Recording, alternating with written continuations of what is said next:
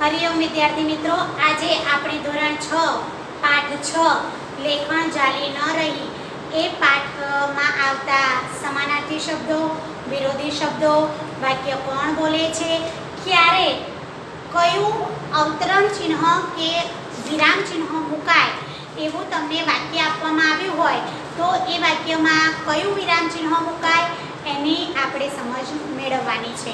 શબ્દ સમૂહોની પણ સમજ મેળવીશું. બે શબ્દો આપેલા છે, દાખલા તરીકે શાન અને શાન. શ અને શનો અર્થભેદ, એના બંનેના અર્થ લખવાના અને એના વાક્યમાં પ્રયોગ કરતા આજે આપણે શીખીશું. તો ચાલો ત્યારે વિદ્યાર્થી મિત્રો છો ને તૈયાર? આ વિરામ ચિહ્નોની તમને અગાઉ મેં સમજૂતી આપી દીધેલી છે, જે તમને સમજાઈ ગયું હશે.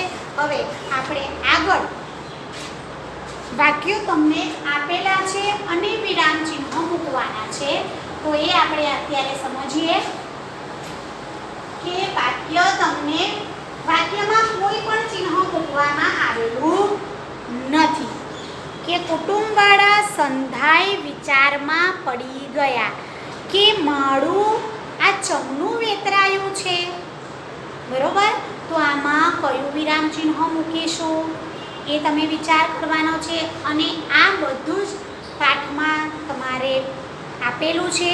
જુઓ, પાઠ્યપુસ્તક તમારી પાસે હોય તો પાઠ્યપુસ્તકમાં જુઓ કે છેલ્લે તમને આ વાક્ય આપેલું છે, તો કયું વિરામ ચિહ્ન મુકાયું છે એ જુઓ. ચાલો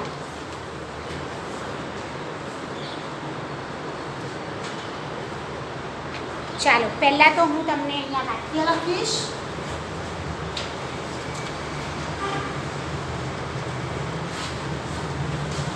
કુટુંબવાળા સંધાઈ વિચારમાં પડી ગયા કે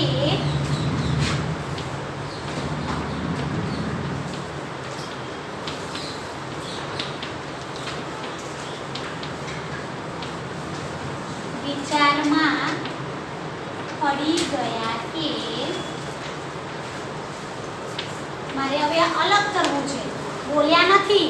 બરોબર, કે ચમનું માળું આ ચમનું વેતરાયું છે.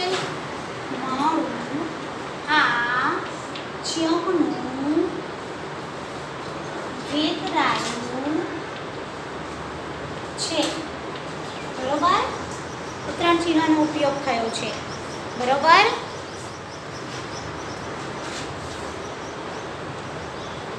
ગયા કે અહીંયા આપણે ગુરુ વિરામ મૂકીશું. કયું વિરામ મૂકીશું? ગુરુ વિરામ. અને આ અવતરણ ચિહ્ન. બરોબર, અહીંયા તમારે પૂર્ણ વિરામ નહીં પણ પ્રશ્નાર્થ ચિહ્ન અને અવતરણ ચિહ્ન આ રીતે લખાશે. શું કરવું છે, બળદ ચાલ્યા નથી રહેતા એમ કહી અને હરખચંદે તો ગાડું મારી મેલ્યું. બરોબર, આ વાક્યમાં તમારે શું મૂકવાનું છે? વિરામ ચિહ્ન. બરોબર, આવડીને? હવે આપણે સમાનાર્થી શબ્દો સમજીએ. પંખી. ચાલો, પંખી તો પક્ષી. ખગ કોણ કહેવાય? વિહગ કોણ કહેવાય? વિહગ. આ સમાનાર્થી શબ્દો છે, લખતા રહેજો વિદ્યાર્થી મિત્રો. ચાલો બીજું, લાગ. લાગ એટલે તક, મોકો. લાગ એટલે તક, મોકો. લાગ તો તક, મોકો. ચાલો ત્રીજું જોઈએ, ધરતી તો ધરા, ભૂમિ. ધરતી, ધરા, ભૂમિ.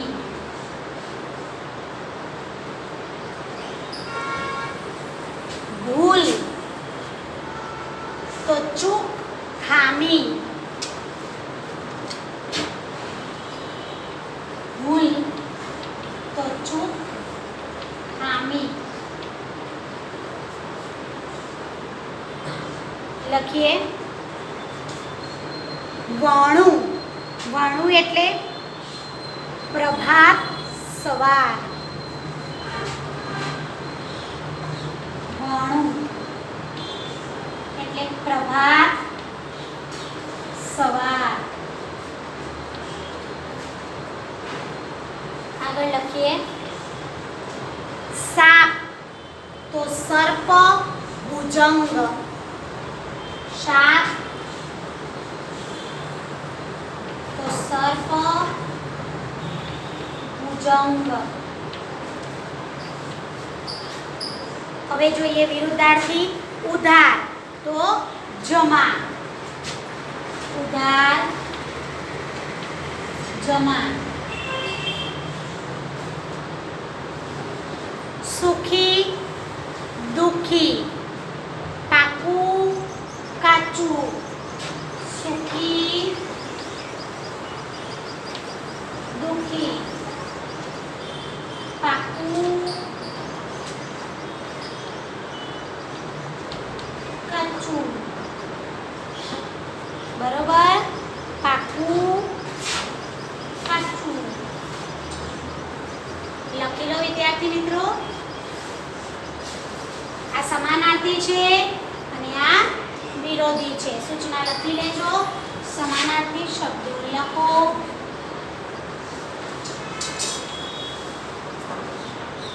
આ છે સમાનાર્થી શબ્દો અને આ છે વિરોધી શબ્દો.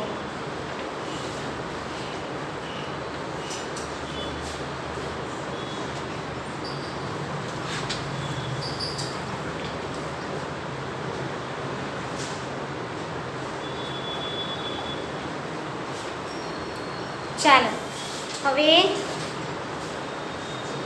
જોઈએ તળપદા શબ્દો. હવે તમે કહો આ ટીચર તળપદા શબ્દો શું કહે છે? તળપદા શબ્દો એટલે જે તે જગ્યાની સ્થાનિક બોલી. કાઠિયાવાડમાં જાઓ તો ત્યાં અલગ બોલી હોય. કાઠિયાવાડી બોલી તમે સાંભળી હશે. કોઈ ગામડામાં જાઓ તો બીજી બોલી હોય. એટલે 12 ગામે બોલી બદલાય. 12 ગામ થાય ને એટલે બોલી બદલાઈ જાય. એટલે જે તે સ્થળની સ્થાનિક બોલી એને કહેવાય તળપદા શબ્દો. બરોબર. ચાલો એ આપણે સૌરાષ્ટ્રના છે જોરાવરસિંહ જાદવ. એટલે અહીંયા તળપદા શબ્દોનો ખૂબ ઉપયોગ થયેલો છે. રોખું. રોખું એટલે જેવું. લખીએ તળપદા શબ્દો આપણે. ઉપર લખો તળપદા શબ્દો. સૂચના મારો.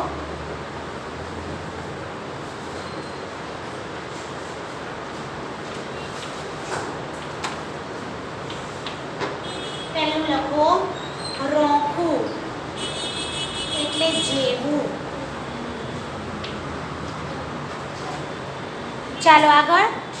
ખોરડું એટલે ઝૂંપડું. ખોરડું. ખોરડું એટલે ઝૂંપડું. આગળ લખીએ ભોં. ભોં એટલે જમીન. સ્થાનિક શબ્દો આવશે બધા જ.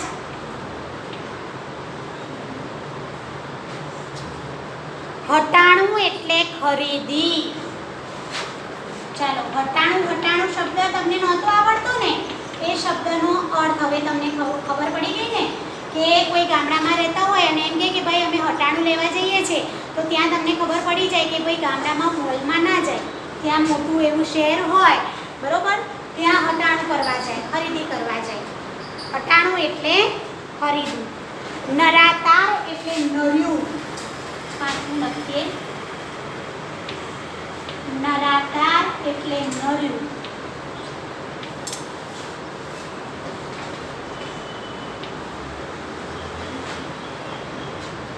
સાકરિયા. સાકરિયા એટલે બોલાવ્યા છે ને અલગ. સાકરિયા. સાકરિયા એટલે બોલાવ્યા.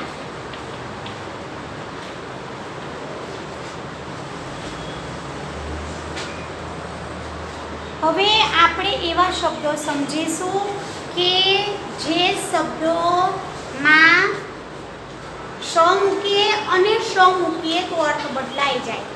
અગાઉ આપણે ઘણા બધા એવા શબ્દો જોયા છે, પણ ગુજરાતી 2માં આપણે સમજ્યા છીએ.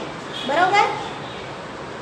એ પહેલાં આપણે એ શબ્દો સમજીએ પહેલાં પાઠમાં આવતા શબ્દ સમૂહોને આપણે જોઈ લઈએ.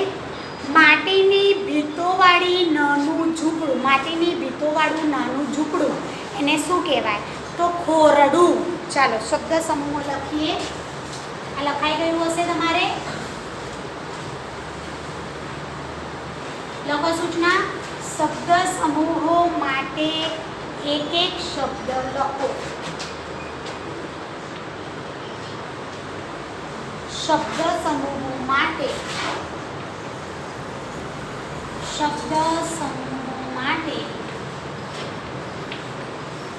એક એક શબ્દ લખો.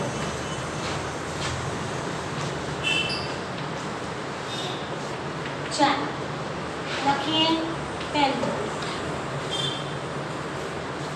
માટીની ભીતોવાળું નાનું ઝૂંપડું.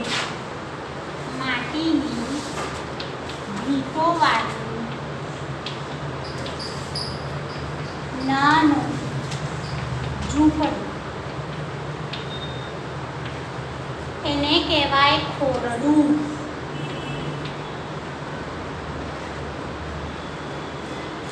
પશુ કે ગાડા વગેરે બાંધવાનું દોરડું એને કહેવાય રાંટવું. રાંટવું. રાંટવું. પશુ કે ગાડા વગેરે લખો. પશુ કે ગાડા વગેરે બાંધવાનું દોરડું. પશુ કે ગાડા વગેરે બાંધવાનું દોરડું. રાંધવું કહેવાય. રાંધવું નહીં, રાંધવું. આગળ, મરણના સમાચાર આપતો પત્ર. આપણે લગ્નના સમાચાર આપતો પત્ર એને કહેવાય કંકોત્રી. તો મરણના સમાચાર આપતા પત્રને કહેવાય કાળોત્રી. ચાલો લખીએ. મરણના સમાચાર આપતો પત્ર. તો કાળોત્રી. પહેલાના સમયમાં તો કાળોત્રી લખાતી, કારણ કે આવા મોબાઈલ ફોન અવેલેબલ નહોતા. હવે તો તરત જ ફોન દ્વારા તમે સમાચાર આપી શકો એટ એ ટાઈમ કે ભાઈ આજે કોઈનો બર્થડે છે તો સ્ટેટસમાં મુકાઈ જ ગયું હોય કે ભાઈ પોતાના ગ્રુપવાળાને તો ખબર પડી જ જાય કે ભાઈ આજે આ ભાઈનો બર્થડે છે. બરોબર? અને હવે તો પાછા લોકો ફેસબુક વાપરતા થયા એટલે આપણા કરતાંય ઘણા બધાને ખબર પડે કે આ ભાઈનો જન્મદિવસ છે. ઓહો, તમારા જન્મદિવસની ઉજવણી ન હોય, તમે જન્મ્યા એટલે હવે 1 વર્ષ તમારું ઓછું થયું તો એનો ઉજવણી ન કરવાની. બરોબર? ચાલો કાળોત્રી જોઈએ. લેણદેણ સંબંધી લખાણ. લેણદેણ સંબંધી લખાણ એને કહેવાય દસ્તાવેજ. લેણદેણ સંબંધી લખાણ એને કહેવાય દસ્તાવેજ.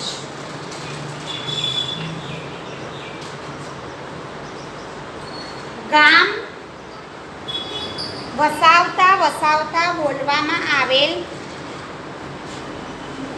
ગામમાં કોઈ કારીગરો હોય, બરોબર? ઘણા બધા કારીગરો હોય, લુહાર આ તે, બરોબર? એને કહેવાય ઘણા બધા ખોરડા. બરોબર? ચલો હવે દ્વિરુક્ત શબ્દો. વિદ્યાર્થી મિત્રો, દ્વિરુક્ત શબ્દો કોને કહેવાય એ આપણે સમજીએ. આપણે એમ કહીએ છીએ ને, સારા નરસા. બરોબર? ખાધે પીધે, આવું બોલીએ છીએ ને, તો આવા શબ્દોને કહેવાય દ્વિરુક્ત શબ્દો. સારા નરસા. બરોબર? આઘું પાછું જોજે હો મમ્મી કે આગું પાછું ન થાય. વિરુક્ત શબ્દો એટલે બે સાથે જ આવે, આગું પાછું. તો વિરુક્ત શબ્દોની વચ્ચે વિદ્યાર્થી મિત્રો ખાસ યાદ રાખજો, આ ક્યાંય જોવા નહીં મળે હો તમને. આગું પાછું, તો એની વચ્ચે આવી આડી નિશાની કરવામાં આવે છે. દાણે દાણા, તાણી ઝાલી, બરોબર, આ વિરુક્ત શબ્દો છે. તાણી ઝાલી, દાણે દાણા, જેવો તેવો. જેવો તેવો માણસ હોય ને તો એના તો છાતીના પાટિયા જ બેસી જાય. તો આ બધા જ શબ્દો કેવા છે? વિરુક્ત શબ્દો.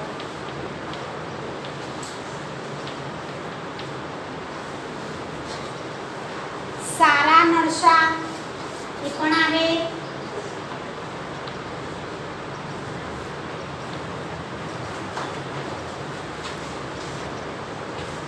ચાલો હવે શ અને શ વાળા શબ્દોના અર્થ સમજીએ. શાન,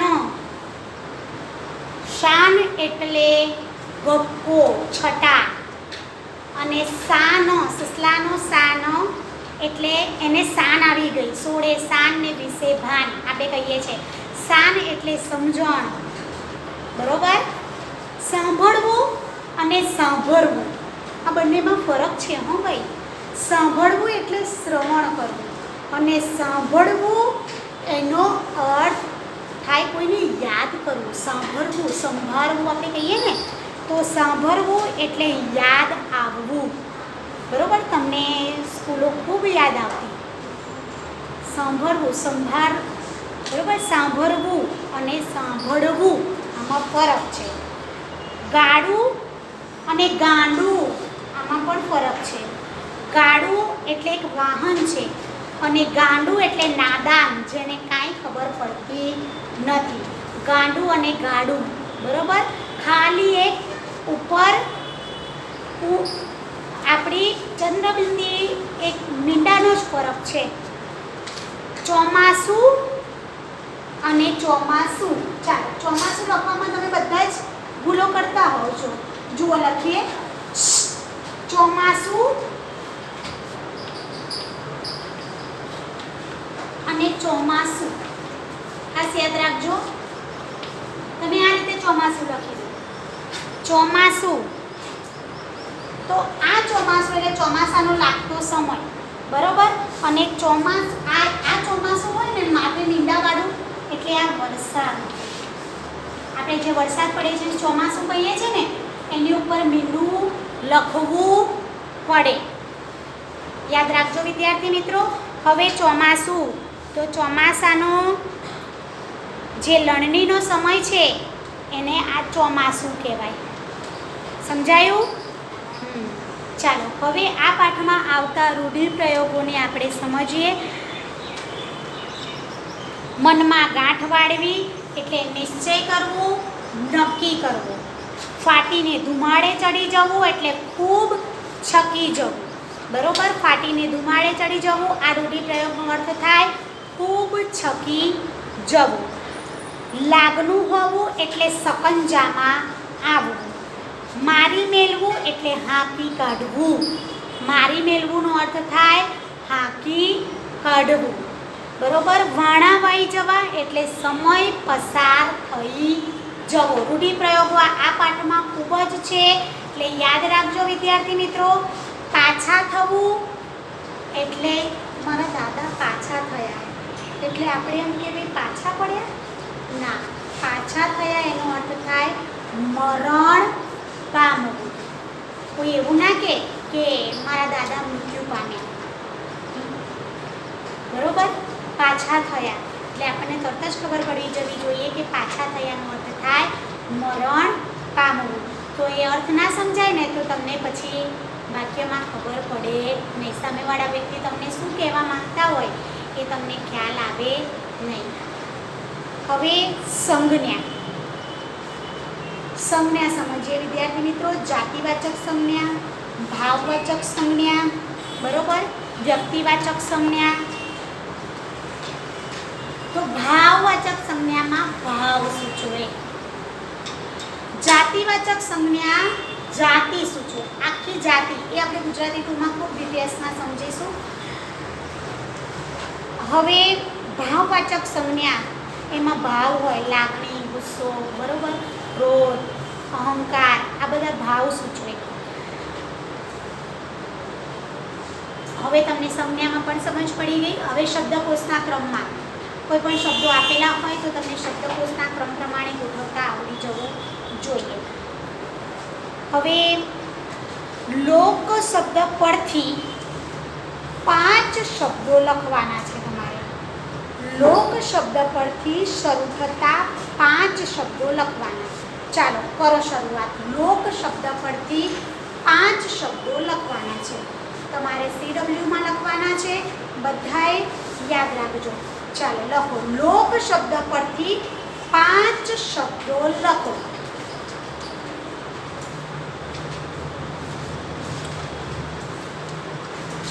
અને બોલી લખવાની છે. સૌરાષ્ટ્રી બોલી, એવી બોલી હોય છે ને, એવી બોલી લખવાની છે. કે ભાષાઓ, બોલી કેટલી એમ, બોલી ઘણી બધી છે. લોક શબ્દ પરથી 5 શબ્દો લખવાના અને બોલી લખવાની છે. બરોબર, આવડે ને વિદ્યાર્થી મિત્રો? તો ચાલો, આ પાઠમાં આવતા સમાનાર્થી, વિરોધી, વિરુક્ત શબ્દો, શબ્દકોશના ક્રમ પ્રમાણે તમને શબ્દો આપેલા હોય તો ગોઠવતા આવડે. કે પહેલાં તમારે શબ્દકોશના ક્રમ પ્રમાણે પહેલાં અ આ ઈ વાળા શબ્દો લખવા પડે. બરોબર, અ આ ઈ સ્વરથી શરૂ થતા શબ્દો. પછી તમારે ક થી શરૂ થતા શબ્દો લખવા પડે. એમાંય કનો ક્રમ તમને આવડવો જોઈએ.